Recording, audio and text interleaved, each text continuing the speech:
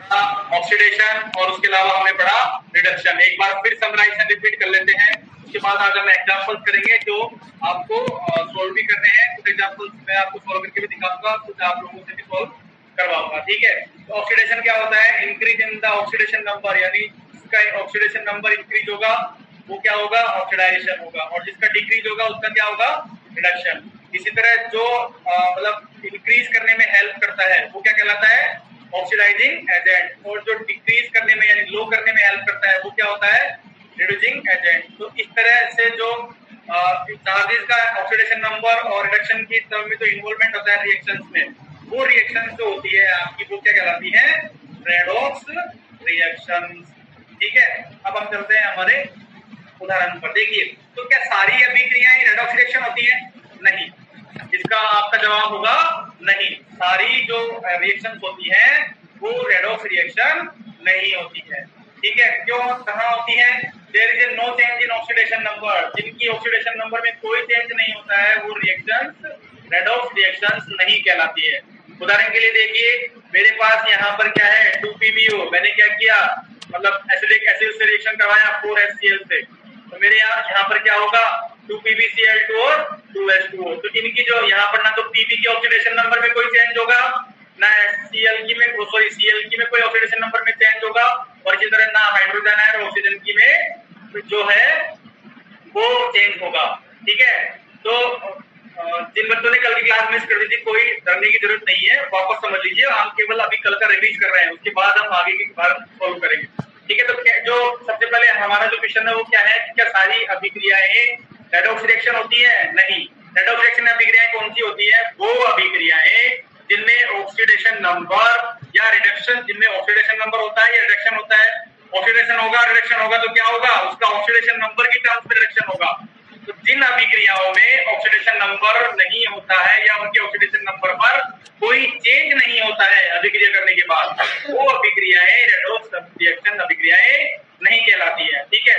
तो उदाहरण के लिए देखिए, हमने क्या किया? यहाँ पर 2PbO को एसिडिक एसिड के साथ रिएक्ट करवाया, तो यहाँ पर क्या हुआ? इनकी जो ऑक्सीडेशन स्टेट में कोई चेंज नहीं रहेगा। यहाँ पर जो थी वही यहाँ पर सेम रहेगी। तो इसको हम क्या बोलेंगे? Acid base reaction. तो इस रिएक्शन को हम क्या बोलेंगे? एसिड बेस रिएक्शन, ठीक है। अब देखिए उदाहरण के लिए, अब हमें क्या है? इस तरह से उदाहरण दे देगा, ठीक है, और ये पूछेगा कि आप इस रिएक्शन को जस्टिफाई कीजिए कि ये रेडॉक्स रिएक्शन है या नहीं है। तो यहाँ पर देखिए, सबसे पहले हमको क्या करना है?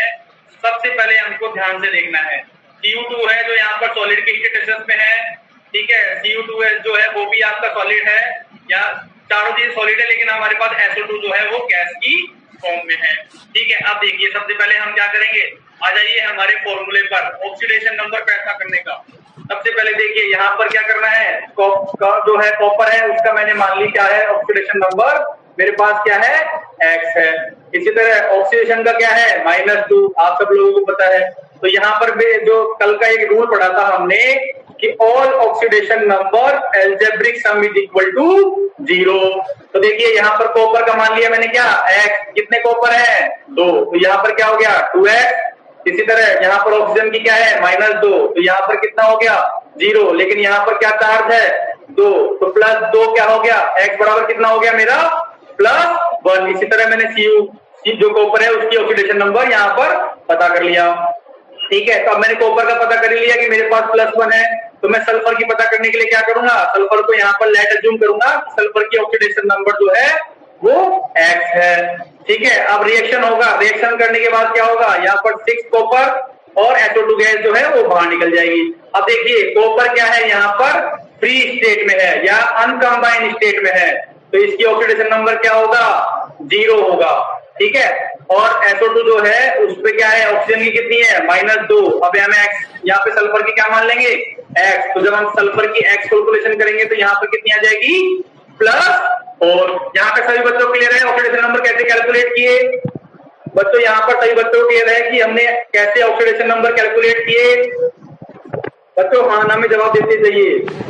ठीक है, देखिए ऑक्सीडेशन नंबर पता करने का तरीका क्या होता है कि उस एटम पर सारे जो ऑक्सीजन जो एलिमेंट अवेलेबल है उनकी ऑक्सीडेशन नंबर का इज इक्वल टू 0 होना चाहिए। तो यहाँ पर कॉपर की हमारे को पता नहीं है, तो कॉपर की हमने क्या मान ली x। इसी तरह ऑक्सीजन की कितनी है -2। तो अब हमने इसको एल्जेब्रिक को सोल्व करके क्या निकाल ली, कॉपर की निकाल ली। बाकी इसी तरह हमने सभी एलिमेंट्स की निकाल ली। एक हमने कल एक रूल पढ़ा था कि अगर कोई भी एलिमेंट फ्री स्टेट में होता है या अनकंबाइंड स्टेट में होता है तो उसकी बाय डिफॉल्ट ऑक्सीडेशन नंबर क्या होती है, 0 होती है। अब देखिए सबसे पहले यहाँ पर क्या कॉपर की क्या है, ऑक्सीडेशन स्टेट क्या है, +1 है, और +1 से यहाँ पर इस कॉपर की क्या हो रही है, 0 हो रही है।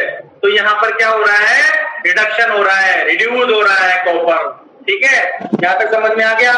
दूसरा देखिए यहाँ पर कॉपर की क्या है बेटा, -2। ठीक है, और यहाँ पर सल्फर की क्या है बेटा, -2, और यहाँ पर सल्फर की कितनी हो रही है, +4। तो चेंज इन ऑक्सीडेशन नंबर क्या हो रहा है बेटा, ऑक्सीडेशन नंबर क्या हो रहा है, चेंज हो रहा है। तो ये क्या होगा, ऑक्सीडाइजेशन होगा। यहाँ तक समझ में आ गया। ठीक है, नहीं बेटा खुद को अज्यूम नहीं करना है, इसको सोल्व करना है। सोल्व कैसे करना है, कॉपर की मान लीजिए हमने x मान लीजिए, ये अज्यूम करना है। ऑक्सीजन की आपको पता है कि -2 होती है। ठीक है, तो हमने अब जब इसको 2x, यहाँ पर 2 कॉपर कितने हैं मेरे पास, 2। जब मैंने इनको सोल्व किया तो मेरे पास क्या आया, x = +1।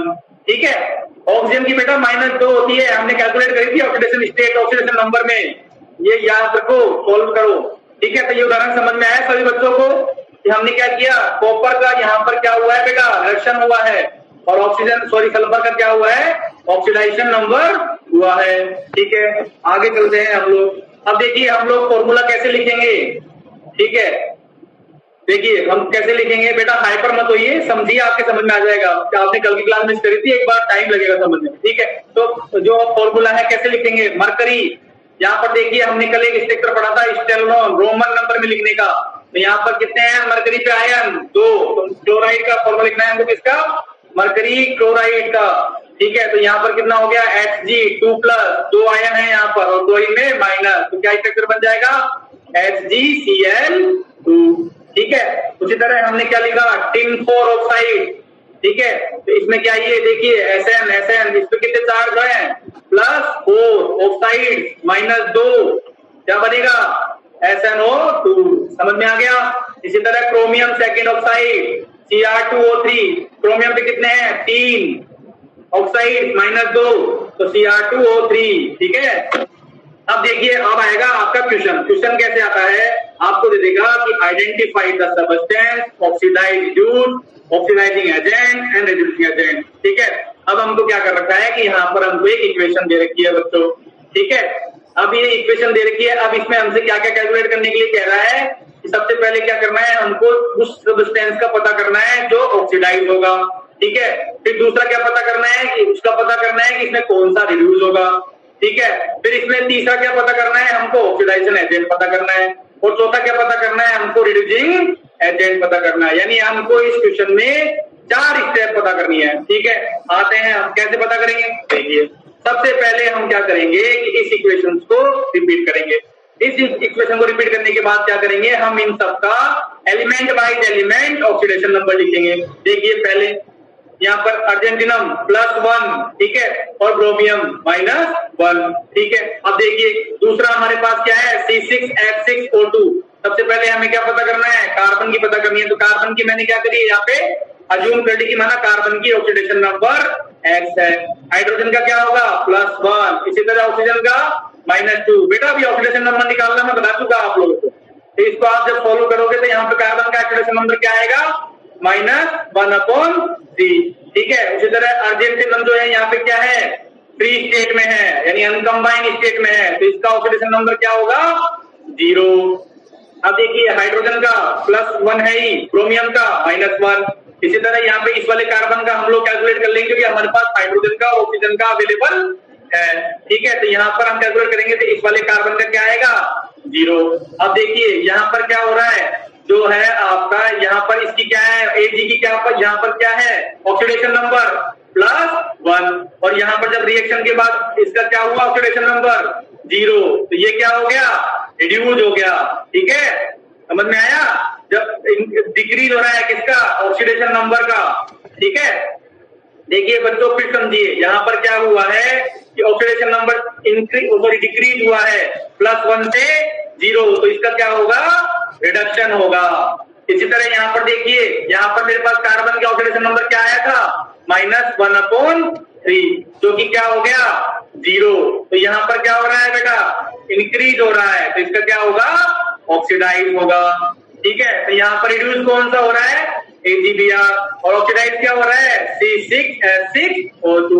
तो आपके पहले वो सवाल का जवाब मिल गया कि भाई हमें क्या पता करना था, रिड्यूस कौन सा ऑक्साइड हो रहा है, कौन सा एलिमेंट हो रहा है, और ऑक्सीडाइज कौन सा एलिमेंट हो रहा है। यहाँ तक सभी बच्चों को क्लियर है बेटा? हाँ ना में जवाब देते जाइए कि समझ में आ गया क्या? ठीक है बच्चों, कुछ तो जवाब दो, समझ में आया?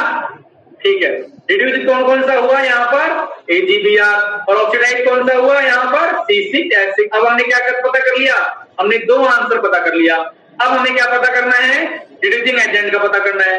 अब ये जो रिड्यूस हुआ है ये किसके रीजन से हुआ है, यानी ये हमारा क्या हो जाएगा, ऑक्सीडाइजिंग एजेंट, ठीक है। और इसी तरह ये जो ऑक्सीडाइज एजेंट है वो जस्ट अपोजिट होगी, क्या हो जाएगा, रिड्यूसिंग एजेंट। यहां तक हमारे चारों आंसर्स क्लियर है बेटा? ठीक है, आगे चलिए। अब हम पढ़ेंगे टाइप्स ऑफ रेडॉक्स रिएक्शन, ठीक है। अब देखिए टाइप्स ऑफ रेडॉक्स रिएक्शन पे कैसे क्वेश्चंस आते हैं वो भी मैं आपको अगली स्लाइड में बताऊंगा। तब देखिए हमने क्या किया कि 4 टाइप की रेडॉक्स रिएक्शन को हम लोग पढ़ेंगे। पहली कौन सी होती है हमारी, कंबाइनेशन रिएक्शन, दूसरी होती है हमारी डिकम्पोजिशन रिएक्शन, तीसरी होती है हमारी डिस्प्लेसमेंट रिएक्शन, और चौथी जो होती है हमारी वो क्या होती है, डिस्कॉर्पोरेशन रिएक्शन। अब हम पढ़ेंगे पहली रिएक्शन, यानी कोई भी 2 एलिमेंट है, यानी माना लेट्स अज्यूम एलिमेंट ए और एलिमेंट बी जब ऐड होंगे तो वो एलिमेंट सी की टर्म्स में रिएक्ट होंगे। समझिए कैसे, माना कि ए और बी जो है, जो मतलब जो क्या नाम से बी और ए की टर्म्स में एलिमेंट जो है वो रिएक्ट करके और रेडॉक्स रिएक्शन शो करेंगे, ठीक है। उदाहरण के लिए देखिए यहाँ पर कॉपर और ऑक्सीजन का जब मैंने रिएक्शन कराया तो मेरे पास क्या बना, CO2। ये एक रेडॉक्स रिएक्शन है जिसको हमने कंबाइनेशन रिएक्शन नाम दिया है। दूसरा देखिए डिकम्पोजिशन रिएक्शन, यानी नाम से पता चल रहा है कि डिकम्पोजिशन, तो यहाँ पर क्या हो रहा है, डिकम्पोज हो रहे हैं। तो यानी जो एलिमेंट ए है वो बी और सी की टर्म्स में डिकम्पोजिट हो रहा है। इसको हमने जो नाम दिया है वो दिया है डिकम्पोजिशन, ठीक है बेटा। ये डिकम्पोजिशन रिएक्शन जो होती है ये जस्ट अपोजिट होती है किसकी, कॉम्बिनेशन रिएक्शन की, ठीक है। उदाहरण के लिए देखिए यहाँ पर 2H2 है, इसकी फॉर्म में ब्रेक हो गया H2 और O2 की फॉर्म में, ठीक है। तो अब देखिए यहाँ पर इनका रिएक्शन ऑक्सीजन कैसे होगा पता करिए। हाइड्रोजन का ऑक्सीडेशन नंबर +1, ऑक्सीजन का -2। अब यहाँ पर देखिए हाइड्रोजन का 0 क्यों होगा, क्योंकि ये फ्री स्टेट में है, अनकंबाइंड स्टेट में है। इसी तरह ऑक्सीडेशन का यहाँ भी 0 होगा, क्यों होगा, क्योंकि ये फ्री स्टेट में है ये भी। इस तरह हम देखेंगे क्या होगा, यहाँ पर हाइड्रोजन की जो ऑक्सीडेशन नंबर है वो +1 से यहाँ पर कितना हो रहा है बेटा, 0। तो इसका क्या हो रहा है, रिडक्शन हो रहा है। इसी तरह यहाँ पर देखिए ऑक्सीजन का क्या हो रहा है, सेम ऑक्सीजन जो इनका है वो -2 से 0 हो रहा है, यानी इंक्रीज हो रहा है। तो यहाँ पर क्या होगा, ऑक्सीडेशन। आगे चलते हैं, जो भी डिकम्पोजिशन रिएक्शंस होती है वो रेडॉक्स रिएक्शन नहीं होती है। पहली बात, ये हमने जो उदाहरण भी पढ़ा था कि can all reactions are redox reaction, no, all reactions are not redox reaction. देखिए उदाहरण के लिए देखिए, ठीक है, मैंने क्या किया, कैल्शियम कार्बोनेट को जब मैं डिकम्पोजिट करूंगा तो वो है वो Ca और CO2 की फॉर्म में ब्रेक हो जाएगा, जो कि डिकम्पोजिशन रेडॉक्स रिएक्शन नहीं है। क्यों नहीं है, क्योंकि कैल्शियम और कार्बन और ऑक्सीजन में फ्री स्टेट में इनके ऑक्सीडेशन नंबर में कोई चेंज नहीं होता है, ठीक है। यहाँ तक सभी बच्चों को समझ में आ गया? आगे चलते हैं। अब देखिए हमने पढ़ा डिस्प्लेसमेंट रिएक्शन। हमारी जो तीसरी रिएक्शन है वो क्या है, डिस्प्लेसमेंट रिएक्शन है। डिस्प्लेसमेंट रिएक्शन क्या बोलते हैं, एक कंपाउंड में कोई भी मेटल जो है वो डिस्प्लेस हो जाएगा, ठीक है। कब होगा, जब दूसरे कंबाइन स्टेट में जाएगा तो वो क्या होगा, वहां से डिस्प्लेस हो जाएगा। कैसे? देखिए मैंने क्या किया, x प्लस वाई जेड को रिएक्ट कराया, ठीक है। तो यहाँ पर क्या हुआ, मेरा कंबाइनेशन फॉर्मूला क्या, कंबाइन एलिमेंट कौन सा, मेटल कौन सा बच गया, एक्स जेड प्लस वाई। तो यहाँ पर जो ये आपका वाई है ये एक्स से डिस्प्लेस हो गया, ठीक है। अब ये दो टाइप की होती है डिस्प्लेसमेंट रिएक्शंस, भी दो टाइप की होती है, एक होती है मेटल डिस्प्लेसमेंट, एक होती है नॉन मेटल डिस्प्लेसमेंट। जैसा कि नाम से ही पता चल रहा है मेटल डिस्प्लेसमेंट, यानी इसमें किसका डिस्प्लेसमेंट होगा, मेटल का, ठीक है। उदाहरण के लिए देखिए CuSO4 के साथ हमने क्या किया, जिंक की रिएक्शन करवाई, तो यहाँ पर मेरे पास क्या बच गया, Cu प्लस ZnSO4। तो यहाँ पर देखिए कॉपर क्या हुआ है, डिस्प्लेस हुआ है, किससे, जिंक से। तो यहाँ पर क्या होगा, रिडक्शन होगा, ठीक है। क्यों होगा, क्योंकि इसका ऑक्सीडेशन नंबर भी डिक्रीज हो रहा है। इसी तरह देखिए जिंक जो है वो किसमें कन्वर्ट हो गया, ZnSO4 में, क्यों, और यहाँ पर इसकी ऑक्सीडेशन नंबर 0 से चेंज हो गई, तो ये क्या हुआ, ऑक्सीडाइज हो गया। तो डिस्प्लेसमेंट रिएक्शन समझ में आ गई बच्चा। इसमें क्या होगा कि आपके मेटल्स का डिस्प्लेसमेंट होगा। अब देखिए नॉन मेटल डिस्प्लेसमेंट यानी कि हाइड्रोजन, ठीक है। जितने भी एल्कलाइन मेटल्स होते हैं उनमें सम एल्कलाइन अर्थ मेटल जो होते हैं जैसे कैल्शियम, सीरियम और बेरियम, ये क्या होते हैं, गुड रिडक्टेंस होते हैं, ठीक है, जो क्या करते हैं, डिस्प्लेस कर देते हैं किसको, हाइड्रोजन को फ्रॉम कोल्ड वाटर, यानी ये कोल्ड वाटर में से भी हाइड्रोजन को डिस्प्लेस कर देते हैं। क्यों, क्योंकि ये गुड क्वालिटी के रिडक्टेंट्स होते हैं, ठीक है। देखिए उदाहरण के लिए समझिए 2Na प्लस 2H2, तो यहाँ पर क्या हो गया, 2NaOH प्लस H2, तो यहाँ पर सोडियम जो क्या हो रहा है, ऑक्सीडाइज हो रहा है, और वाटर जो है यानी जो H2 है वो क्या होगा, रिडक्शन होगा। इसी तरह कैल्शियम और 2H2 हाइड्रोजन के साथ रिएक्शन कराने पर CaOH और H2, ठीक है। यहाँ पर कैल्शियम क्या हो रहा है, +2 की चार्ज स्टेट में आ रहा है, इसका क्या हो रहा है, ऑक्सीडेशन हो रहा है, और H2 का क्या हो रहा है, रिड्यूस हो रहा है, ठीक है। अब देखिए हमारी जो इसका बी पार्ट है कि many metals which do not react with cold water are capable of displacement hydrogen from acid. वहां पे क्या था बेटा, कोल्ड वाटर था, यहाँ पर क्या है, एसिड है, यानी मैं जब किसी भी मेटल्स की एसिड के साथ रिएक्शन करवाऊंगा तो वो भी वहां से क्या होंगे, डिस्प्लेस होंगे। Zn2HCl, ZnCl2 और हाइड्रोजन गैस क्या हो गई, निकल गई। इसी तरह MgCl2 और हाइड्रोजन, इसी तरह फेरस क्लोराइड और हाइड्रोजन, ठीक है। अब यहाँ पर क्या होंगे, ये सारे जो एलिमेंट है जिंक, मैग्नीशियम और फेरस क्या होंगे, ये होंगे ऑक्सीडाइज। क्यों, क्योंकि इनका ऑक्सीडेशन नंबर 0 से +2 हो जाएगा। भाई फ्री स्टेट में है मेटल तीनों, ऑक्सीडेशन नंबर क्या होगा, यहाँ पर 0 होगा, और जब यहाँ पर रिएक्शंस कर लेंगे तो ये सब क्या करेंगे, +2 का ऑक्सीडेशन नंबर शो करेंगे, तो ये क्या हो जाएगा, यहाँ पर ऑक्सीडेशन ऑक्सीडाइज हो जाएगा, ठीक है। दूसरा ये क्या है कि रिड्यूसिंग एजेंट की तरह एक्ट करते हैं, वो हमने हमारा वो भी रूल नंबर 3 था, रिड्यूसिंग एजेंट क्या करते हैं, +2 की ऑक्सीडेशन नंबर शो करते हैं। इस तरह HCl क्या होगा, यहाँ पर रिड्यूस होगा। आगे समझिए हमारा अगला क्वेश्चन है, सॉरी अगला जो पार्ट है इसका वो है सी पार्ट, कि जो लेस एक्टिव मेटल्स होते हैं वो भी क्या करते हैं, नेगेटिव स्टेट्स में होते हैं, जैसे कि सिल्वर और गोल्ड, जो क्या करते हैं, do not react even with hydrochloride acid. ये क्या करते हैं, हाइड्रोक्लोराइड एसिड के साथ रिएक्ट नहीं करते हैं। उदाहरण के लिए समझिए, आप सुनार की दुकान पे गए होंगे तो वो क्या करता है, सोना जो है वो सोना है, उस सोने को काफी देर तक डिस्टिक वाटर्स में या एसिडिक एसिड में साफ करता रहता है, तो उससे क्या सोना खराब थोड़ी होता है, क्योंकि उसके मेटल डिस्प्लेस नहीं करते हैं, जबकि उसकी चमक में निखार ही आता है। आगे चलते हैं बेटा, डिस्प्रोपोर्शनल रिएक्शन, ठीक है। डिस्प्रोपोर्शनल रिएक्शन में क्या होता है, an element is one oxidation state simultaneously oxidation and reduce, ठीक है। In this reaction we found at least one element which have 3 oxidation state, यानी डिस्प्रोपोर्शनल रिएक्शन में क्या होता है कि वहां पर एक जो एलिमेंट होता है वो 3 टाइप की ऑक्सीडेशन स्टेट या ऑक्सीडेशन नंबर शो करता है, ठीक है। अब उदाहरण के लिए देखिए कैसे, यहाँ पर 2H2O2 है, ठीक है, वो क्या हुआ, 2H2O और O2 की फॉर्म में रिएक्ट हो गया, ठीक है। देखिए यहाँ पर हाइड्रोजन का जो है ऑक्सीडेशन नंबर क्या है, +1 है, और O2 क्या है, O2 का क्या होगा -1। दिस इज द एक्सट्रैक्शन, हमने पढ़ा था ऑक्साइड, पेरोक्साइड और सुपर ऑक्साइड, यानी -2, -1 और -12/2। ध्यान आया? तो पेरोक्साइड क्या है -1। अब ये किस किस में रिएक्ट हुआ है 2H2O और O2 की फॉर्म में। तो यहाँ पर हाइड्रोजन का जो है वो क्या होगा ऑक्सीडेशन नंबर +1 है। उसी तरह यहाँ पर ऑक्सीजन का क्या है -2, ठीक है। और इस वाले ऑक्सीजन का क्या होगा 0, क्यों? क्योंकि फ्री स्टेट में है।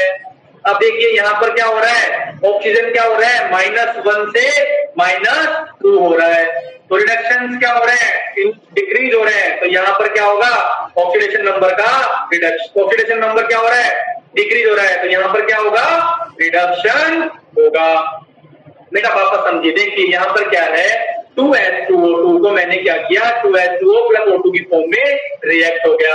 अब हमने कल परसों की क्लास में पढ़ा था ऑक्सीडेशन स्टेट में कि हमारे जो 3 एक्सेप्शन होते हैं, यानी वो क्या करते हैं जो हमारा ऑक्साइड होते हैं वो -2, पेरोक्साइड होते हैं -1 और सुपर ऑक्साइड जो होते हैं -1/2 की ऑक्सीडेशन नंबर शो करते हैं। तो यहाँ पर जो ऑक्सीजन है वो किस फॉर्म में है पेरोक्साइड की फॉर्म में है, तो ये क्या ऑक्सीडेशन नंबर शो करेगा -1।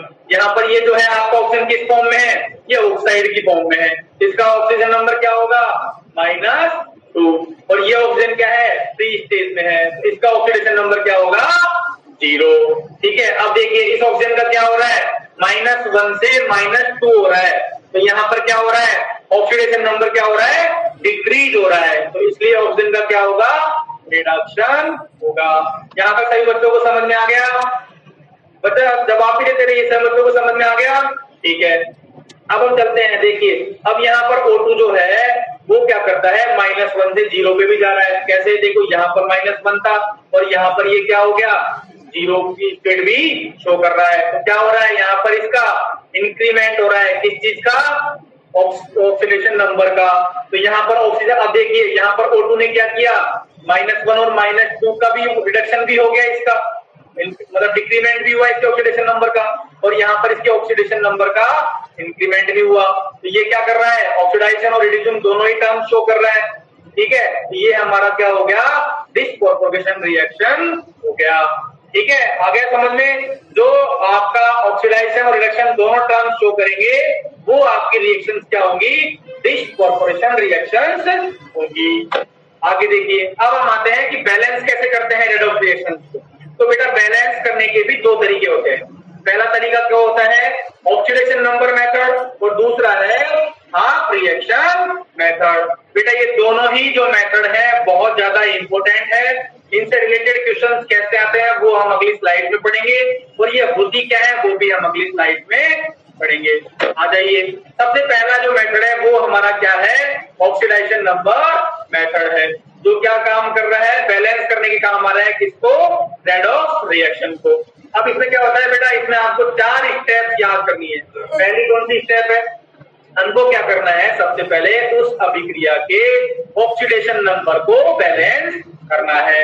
कैसे करेंगे, सबसे पहले हम क्या करेंगे आइडेंटिफाई करेंगे उस एटम को जो अपनी ऑक्सीडेशन नंबर को चेंज नहीं कर रहा है, ठीक है, जिसकी ऑक्सीडेशन नंबर अंडरगोइंग चेंज हो रही है, उस एटम को हम लोग सबसे पहले आइडेंटिफाई करेंगे, ठीक है। उसके बाद क्या करेंगे उसको मल्टीप्लाई करेंगे सुटेबल नंबर से, ताकि हम उस ऑक्सीडेशन नंबर को क्या करेंगे सुटेबल नंबर से मल्टीप्लाई करेंगे, तो उसके जो एटम्स है वो इक्वल हो सके। पहली स्टेप क्लियर है बच्चों? स्टेप 1 में क्या करेंगे हम उसके ऑक्सीडेशन नंबर को बैलेंस करेंगे। दूसरी जो स्टेप है, अब हम क्या करेंगे उस अभिक्रिया के या उस रिएक्शन के चार्ज को बैलेंस करेंगे, यानी पहली स्टेज में क्या करेंगे ऑक्सीडेशन नंबर को बैलेंस करेंगे, और दूसरी जो हमारी है स्टेप है उसमें क्या करेंगे हम उसके चार्ज को बैलेंस करेंगे, जो कि एसिड और बेसिक सॉल्यूशंस की फॉर्म में होता है। तो हम उनको कैसे बैलेंस करेंगे, या तो हाइड्रोजन प्लस आयन ऐड करेंगे या फिर OH माइनस आयन को ऐड करेंगे, ठीक है। तो if in this reaction is carried out in acid solution use H+ ion, जो कि मैंने आपको बताया। इसी तरह हम इसको बेसिक सॉल्यूशन में यूज करेंगे तो क्या करेंगे OH माइनस आयन, यानी एसिडिक में जाएंगे तो हाइड्रोजन ऐड होगा और बेसिसिटी में की टर्म्स में जाएंगे तो OH आयन आपका ऐड होगा। यहाँ तक सभी बच्चों को समझ में आ गई? 2 स्टेप, पहली स्टेप में हमको क्या करना था, उसके ऑक्सीडेशन नंबर को बैलेंस करना था, और दूसरी स्टेप में हम क्या करेंगे, उसके चार्ज को बैलेंस करेंगे। ठीक है बच्चों, समझ में आ गई दोनों स्टेप। अब हम आगे चलते हैं। तीसरी स्टेप हमारी क्या कह रही है कि हमको क्या करना है, आप उसके हाइड्रोजनों को बैलेंस करना है, और चौथी स्टेप हमारी कह रही है कि हमको उसके क्या करना है, ऑक्सीजन को मैच करना है। देखिए बच्चों, जब हम चौथी स्टेप पे आएंगे यानी ऑक्सीजन को मैच करेंगे, तो वो ये जो है आपका स्टेप 4, इसको हम लोग क्या बोलते हैं, बैलेंसिंग वेरिफिकेशन मेथड। क्यों बोलते हैं कि जब आपको पता है कि जिस एलिमेंट की ऑक्सीजन स्टेट मैच हो गई, तो वो अपने आप में रेडॉक्स रिएक्शन क्या हो गई, बैलेंस हो गई। तो इसलिए हम स्टेप 4 को बैलेंस ऑक्सीजन या verification of balancing redox reaction बोलते हैं। ठीक है, आगे देखिए, अब आता है उदाहरण आपका। उदाहरण एग्जाम्पल क्या कह रहा है, आप देखिए एग्जाम्पल को ध्यान से सुनिएगा, तभी हम क्वेश्चन सोल्व कर पाएंगे, तभी हम जो है अभिक्रिया को बैलेंस कर पाएंगे। सबसे पहले कह रहा है, write net equation for reaction of potassium dichloromate, यानी पोटेशियम डाइक्लोरोमेट है, उसके पास कितने आयन है, 6 आयन है। तो K2Cr2O7 विद सोडियम और सल्फाइड इन एसिडिक सॉल्यूशन, यानी हमको क्या करना है, एसिडिक सॉल्यूशंस में करना है। गिव क्रोमियम, 3 क्रोमियम के आयन देने हैं, तो हमारे को क्या करना है, सल्फेट आयन में और क्रोमियम आयन के, क्रोमियम 3 के चार्ज के साथ और सल्फाइड आयन के कॉम्बिनेशन का रिएक्शंस का हमको पता करना है, और हमको इसको बैलेंस करके भी देखना है। अब देखिए कैसे करेंगे। सबसे पहले तो हम हमारी रिएक्शन मैच करेंगे। क्या कह रहा है हमारे से, पोटेशियम डाइक्रोमेट और K2Cr2O7, तो Cr2O7 कितना चार्ज है, -2 का।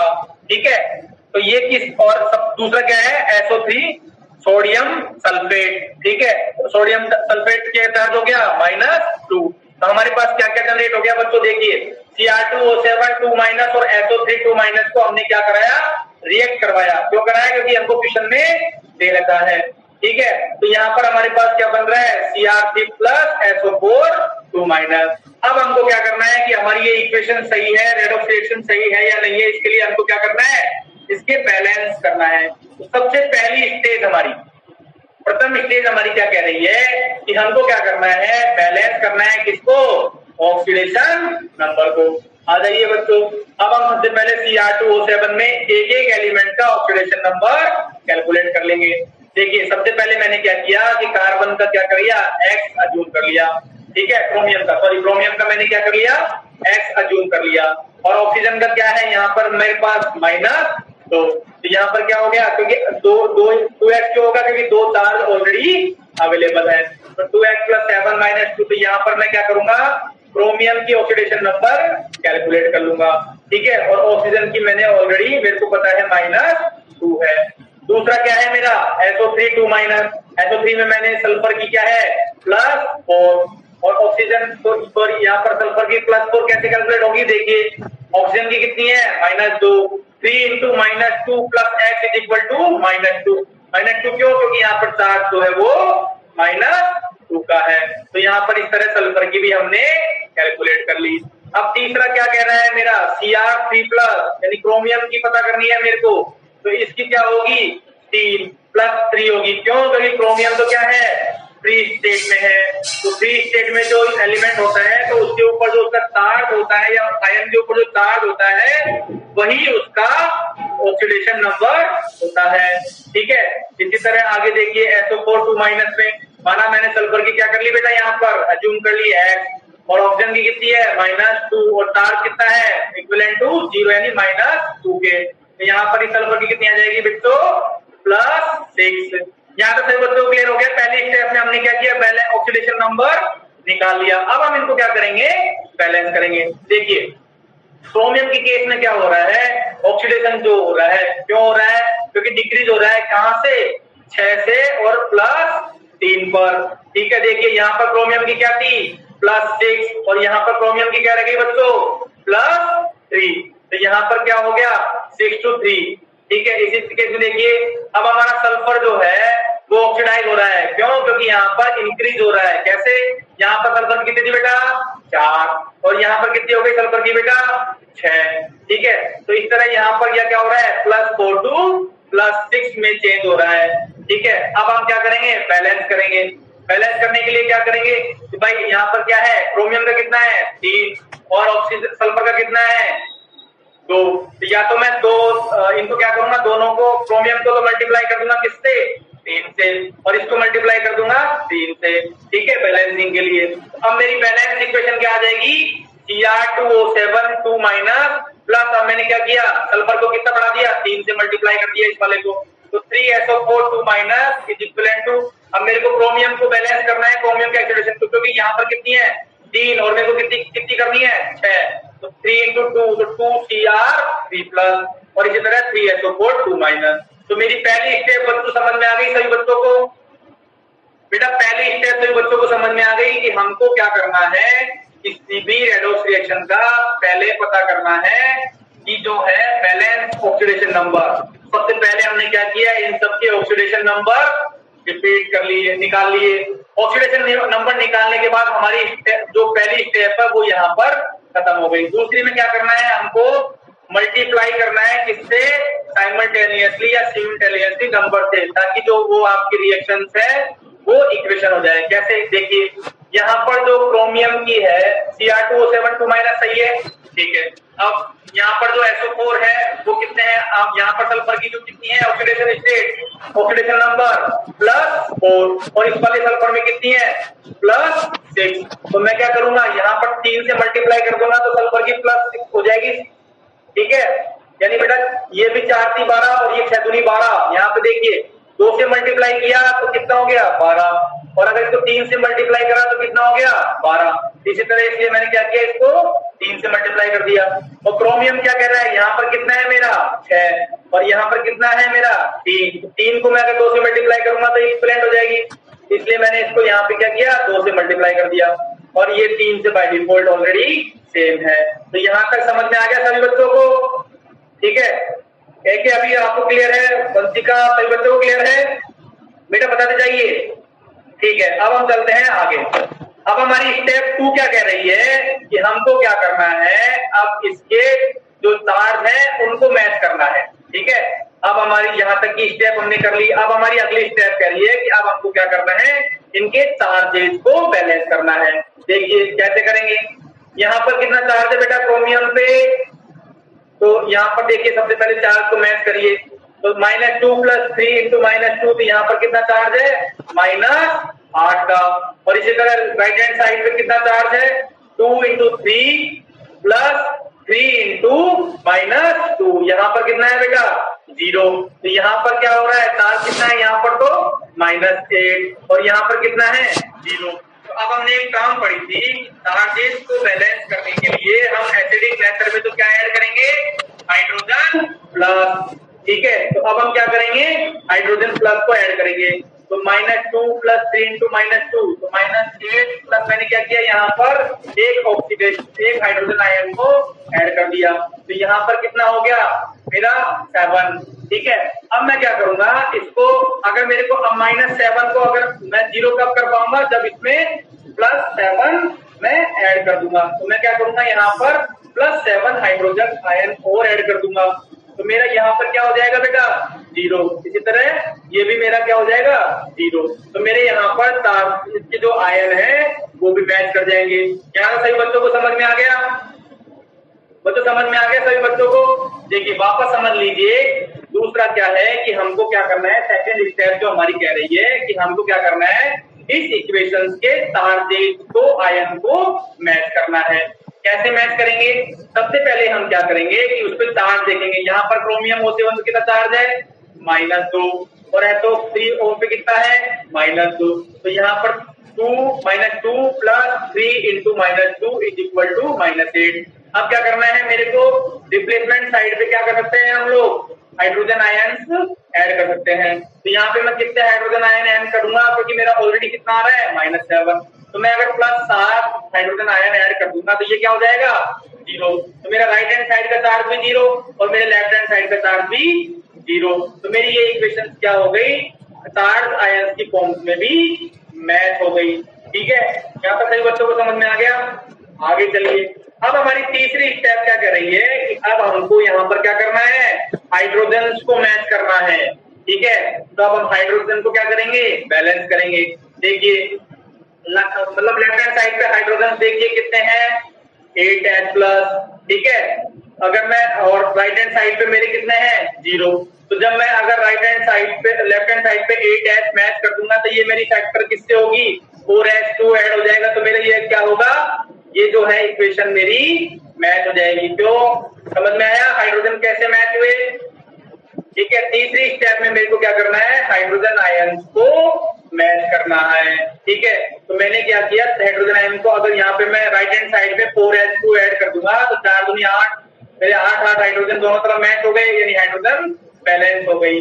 ठीक है, तो मेरा जो फाइनल आया हाइड्रोजन मैच करने के बाद वो क्या आया, Cr2O7 2 minus plus 3SO4 2 minus plus 8H is equal to 2Cr3 plus 3SO4 2 minus plus 4H2O। ठीक है, अब मैंने क्या किया कि यहाँ पर अपनी ऑक्सीजन को बैलेंस किया। अब देखिए मैंने आपको स्टेप 4 में कहा था कि step 4 in balance of oxygen is a verification method for check the balancing of right equation redox reaction. देखिए बेटा 4H2O इसलिए ऐड हुआ कि मेरे पास यहाँ पर कितने हाइड्रोजन आयन थे, 8H प्लस। ठीक है, मतलब लेफ्ट हैंड साइड पे, राइट हैंड साइड पे मेरे पास कितने हाइड्रोजन है, 0।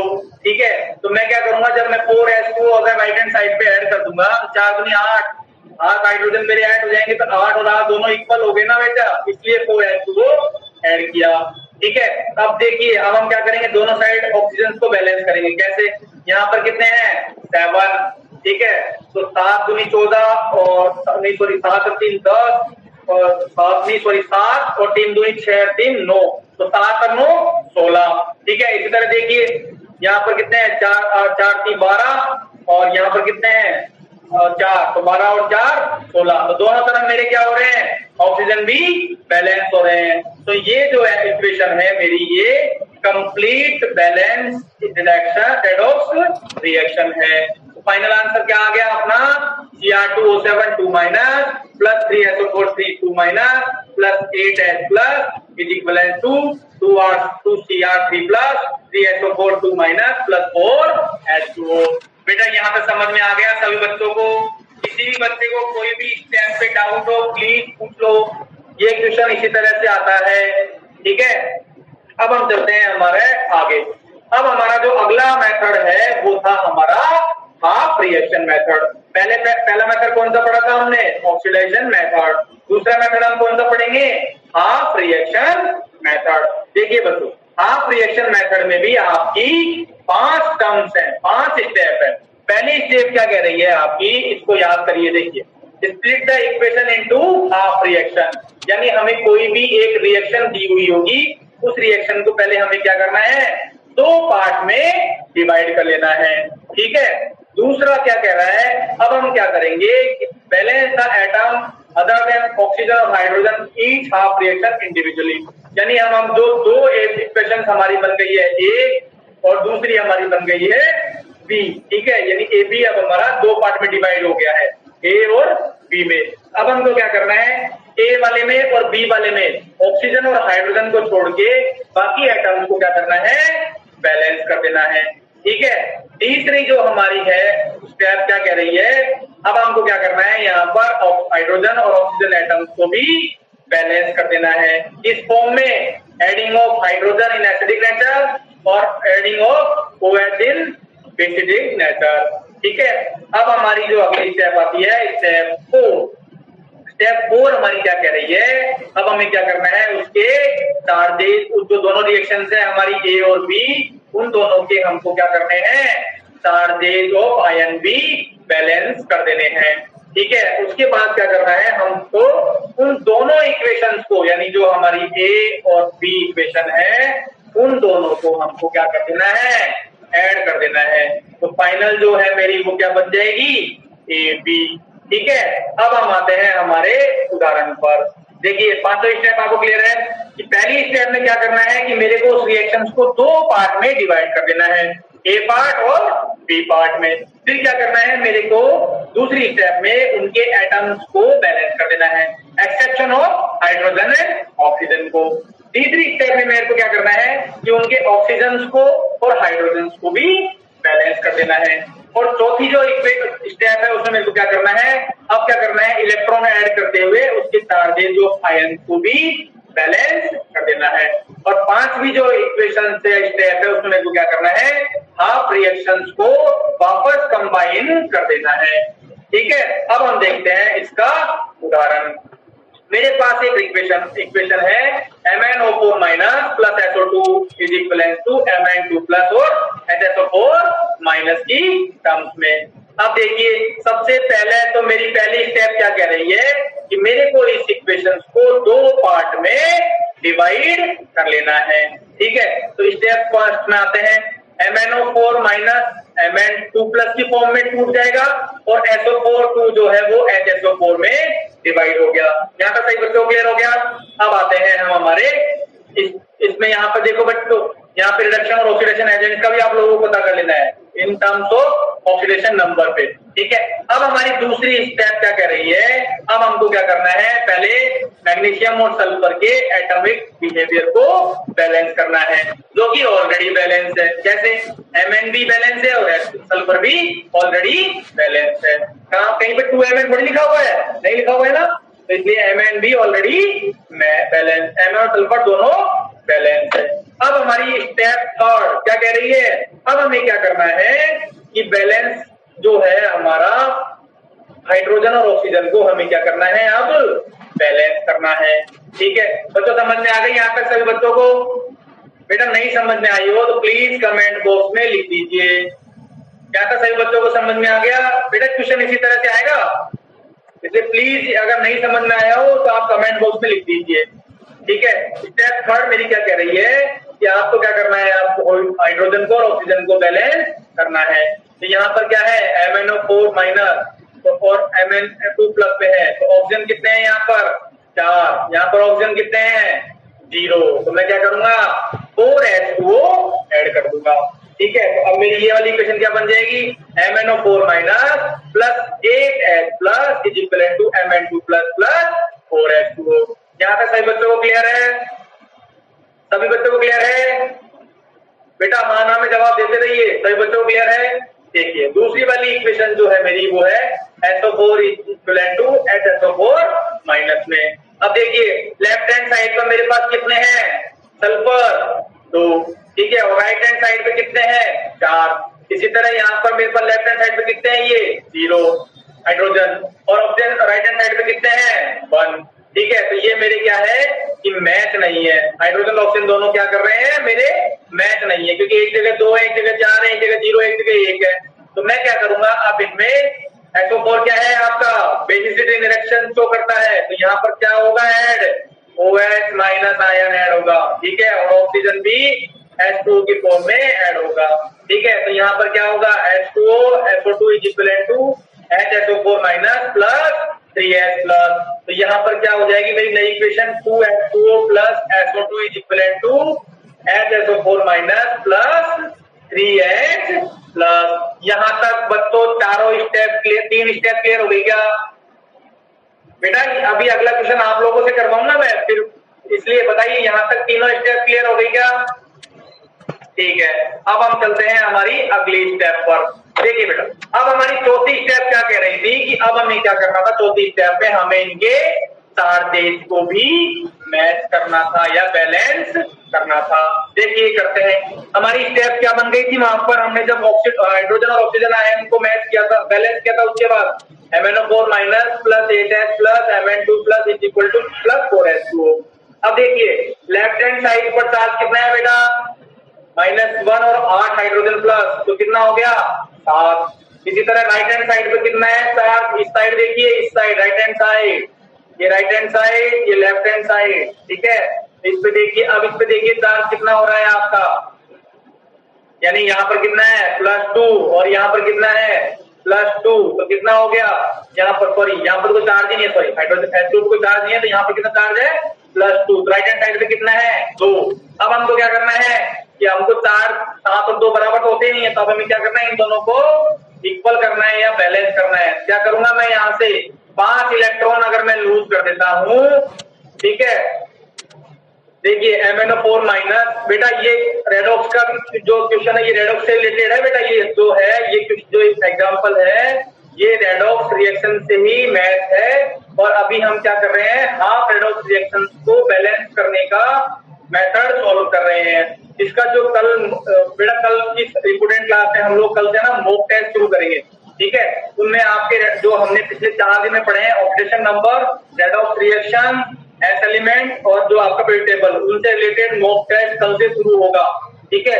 तो अभी जो है ये एक मतलब डिस्कशन एग्जांपल है रेडॉक्स रिएक्शन का, उसमें हम लोग स्टेप 4 पढ़ रहे हैं। यहाँ पर हम क्या कर रहे हैं, चार्जेस बैलेंस कर रहे हैं, ठीक है।